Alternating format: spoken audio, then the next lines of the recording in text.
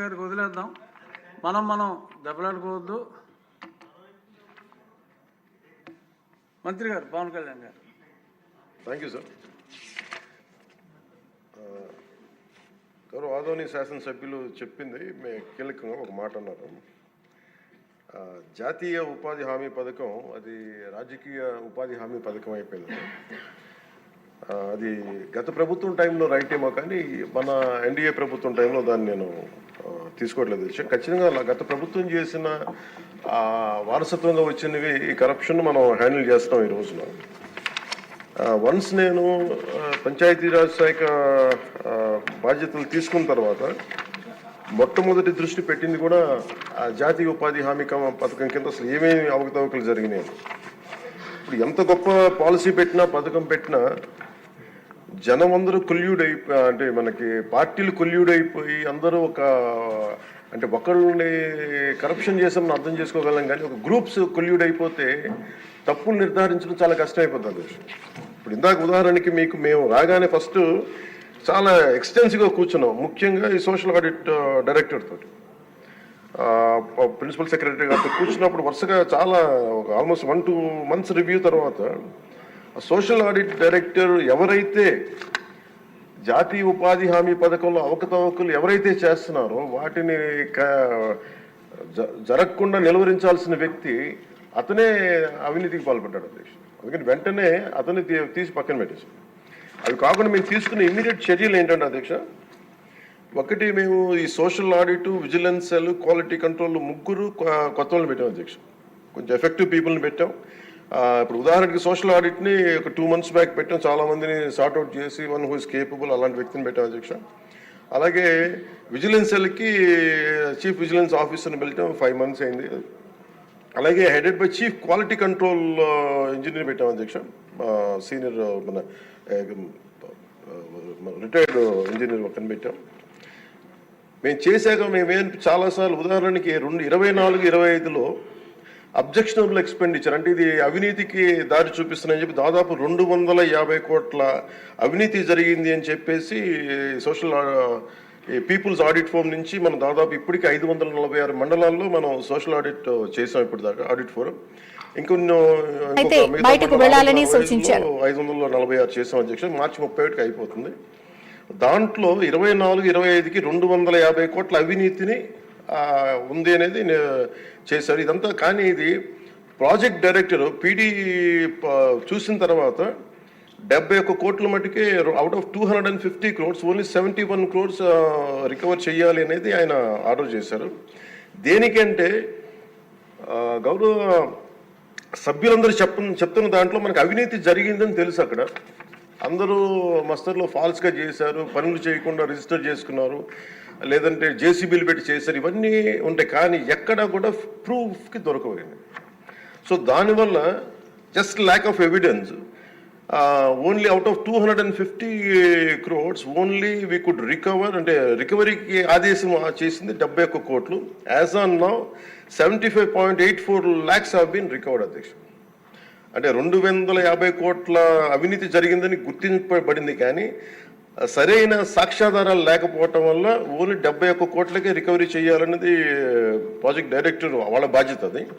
So దాని నుంచి 75.84 లక్షలు యాజ్ ఆన్ చేశారు. ఇంకా still we have enough time అధ్యక్ష. కానీ దీన్ని ప్రతి చాలా లోతుగా దీన్ని చేస్తున్నాం and we have a very good team which will take it forward. ఇంకా 2 మీరు అడిగింది అధ్యక్ష,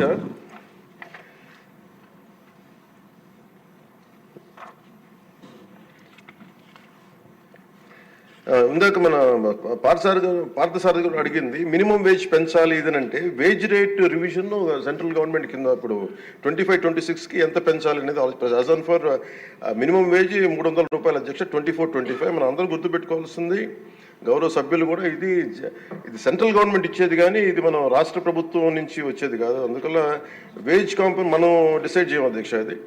సో యాజ్ ఆన్ టుడే ఇది 24-25కి 300 రూపాయలు. దీన్ని ఆ రివిజన్కి 25-26కి కేంద్ర ప్రభుత్వం దాని మీద సంసిద్ధంగా ఉన్నారు చేయడానికి. అలాగే వేజ్ పేమెంట్ ఇంకా పెండింగ్స్లో ఉన్నాయని చెప్పారు. అది జనవరి 8 నుంచి government of India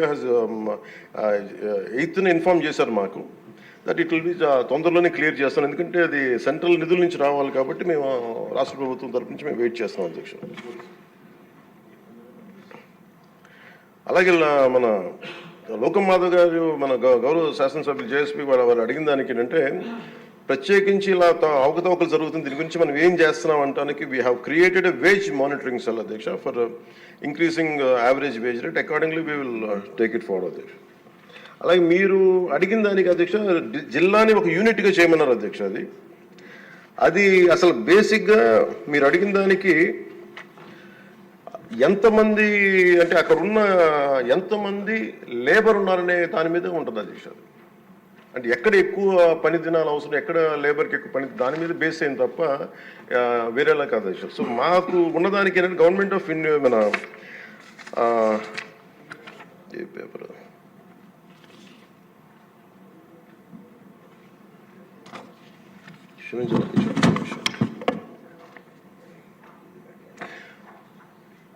మన్రేగాలో material component is decided as per the labour turnout in the district. District as a యూనిట్లో ఒక 60-40 రేషియో ఉంటుంది న్యూ డిస్ట్రిక్ట్లో. సో దాన్ని మేము ఒకసారి చూసి మీకు తెలియజేస్తాం అధ్యక్ష. ఖచ్చితంగా we will take it into consideration when we go to Delhi also will take it forward what are the honourable members raise the question they have raised.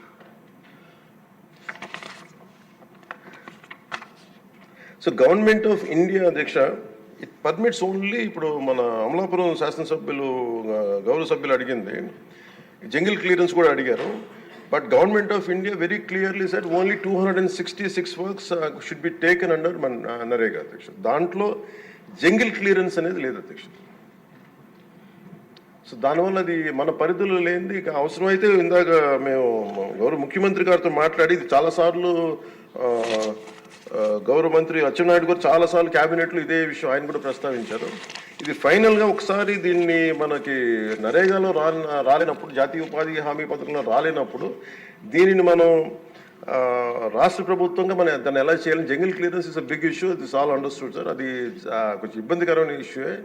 అది గౌరవ మంత్రి అచ్చెన్నాయుడు గారు చాలా పర్యాయాలు అది తెలియజేశారు ముఖ్యమంత్రి గారికి కూడా. ఇది ఒకసారి క్యాబినెట్లో కూర్చొని అది డిసైడ్ చేస్తాం, తెలియజేస్తాం అధ్యక్ష. Thank you.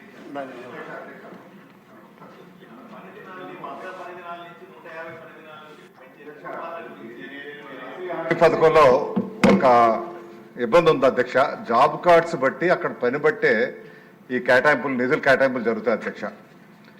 మనకి ఏదైతే పల్లె ప్రాంతాల్లో పంటలు ఎక్కువ పండే ప్రాంతాలు ఏవైతే ఉన్నాయో మీరు తమరు చెప్పినట్టు నిజంగా అక్కడ ఇవి చేయాలనుకుంటే ఒకటి వ్యవసాయానికి అనుసంధానం చేయాల్సినటువంటి అవసరం ఎంతైనా ఉంది. అది దయచేసి ప్రభుత్వం ఇప్పుడే జరగాల్సినటువంటి అవసరం ఉంది. ఎందుకంటే 3 పార్టీలు కలయిక కాబట్టి ఈ త్రివేణి సంఘమే చేయగలుగుతుంది. ఇది వ్యవసాయానికి అనుసంధానం, ఇప్పుడు హార్టికల్చర్ వరకు అనుసంధానం చేయాలనే ఆలోచనతో ఈ మధ్య చేస్తున్నట్టున్నారు. వ్యవసాయాన్ని కూడా అనుసంధానం చేస్తే మనకి ఆ ప్రాంతాలు ఎక్కువ చేయడానికి అవుతుంది అధ్యక్ష. రెండవది ఏంటంటే మనకి ఏవైతే పంట కాలువలు అవి ఉంటాయో ఇవి డీసిల్టింగ్ చేసే కార్యక్రమం మన ఇరిగేషన్ ఫండ్స్ మీద చేయలేకపోతున్నాం కాబట్టి కేంద్రాన్ని ప్రత్యేకించి ఇక్కడ ఎక్కువగా ఈ సమస్య ఉంది కాబట్టి డీసిల్టింగ్ కూడా ఈ ఎన్ఆర్ఈజిఎస్ పథకాన్ని మనం అమలుపరిచే కార్యక్రమం చేస్తే అన్ని నియోజకవర్గాలకు కూడా పూర్తి స్థాయిలో పనులు వస్తాయి. మనకు వ్యవసాయానికి బాగా ఉపయోగపడుతుంది. వ్యవసాయదారుడికి నీరు వెళ్ళే అవకాశం ఉంది. గత 5 సంవత్సరాల్లో డీసిల్టింగ్ ప్రక్రియ పూర్తిగా పోయింది కాబట్టి అది చాలా పెద్ద సమస్య, ప్రతి జిల్లాలో ఉన్న సమస్య. దయచేసి అది ఒక స్పెషల్ దీనికి ఒక డెలిగేషన్ ముఖ్యమంత్రి గారు, మన ఉప ముఖ్యమంత్రి గారు గవర్నర్లు వెళ్ళి కేంద్రంతో మాట్లాడి అది ఒప్పించి తీసుకురాగలిగితే రాష్ట్రం అందరికి కూడా ఉపయోగపడుతుంది అధ్యక్ష. చాలా చక్కటి సూచన అండి. నేను 4 సంవత్సరాల క్రితం పార్లమెంట్లో ఈ వ్యవసాయానికి అనుసంధానం కూడా నేను ఇప్పుడు మాట్లాడటం జరిగింది. ఇప్పుడు నేను ఉప ముఖ్యమంత్రి గారిని ఎందుకు అభ్యర్థించాను అంటే చట్టం గురించి కొంచెం క్షుణ్ణంగా నాకు అవకాశం ఉంది కాబట్టి అడగడానికి ఒకే ఒక్క కారణం, జిల్లా పరిషత్ ఒకటే ఉంది కనుక, అది ఇంకా ప్రెసిడెంట్ అసెంట్ రాలేదు కనుక నేను అడగటం జరిగింది తప్ప వేరే రకంగా కాదు. అది ఇవన్నీ 4 కోట్లు వచ్చి ఒక నియోజకవర్గంలో 15 కోట్లు వస్తున్నప్పుడు ఆ డిఫరెన్స్ వస్తుంది అధ్యక్ష. బట్ ఇదేమో మనకున్న గైడ్ లైన్స్ ప్రకారంగా ఆ రకంగా చేసే పరిస్థితి ఉంది కాబట్టి ఆ గైడ్ లైన్స్ ని సరళీకరిస్తే మనకు అనుకూలంగా ఉంటుంది. ఈ 2 అనుసంధానం చేస్తే ఇంకా మంచిది అధ్యక్ష. వారికి సూచన చెప్తారా అధ్యక్ష. సీనియర్ శాసన సభ్యులు జనసేన సభ్యులు కొండల రామకృష్ణ గారు అడిగిన దానికి అధ్యక్ష, ఇది చాలా కాలంగా ఇది వ్యవసాయానికి అనుసంధానం చేయమనేది నేను గత 7-8 ఇయర్స్గా నేను చాలామంది ఈవెన్ మన తెలంగాణలో కూడా సీనియర్ నాయకుల దగ్గర విన్నాను, మన రాష్ట్రంలో విన్నాను అధ్యక్ష, కర్ణాటకలో కూడా ఇదే ఉంది.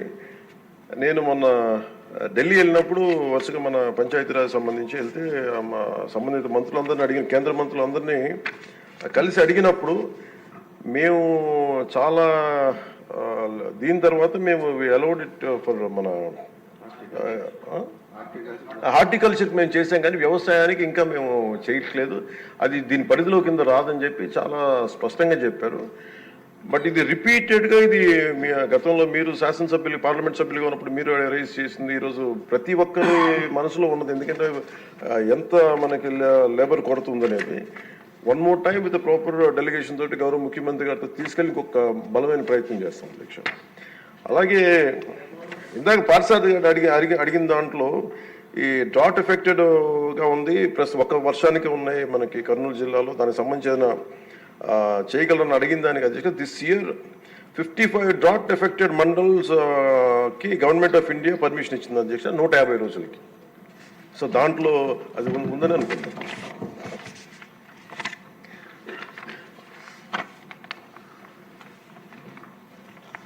సో అంతే. ధన్యవాదాలు.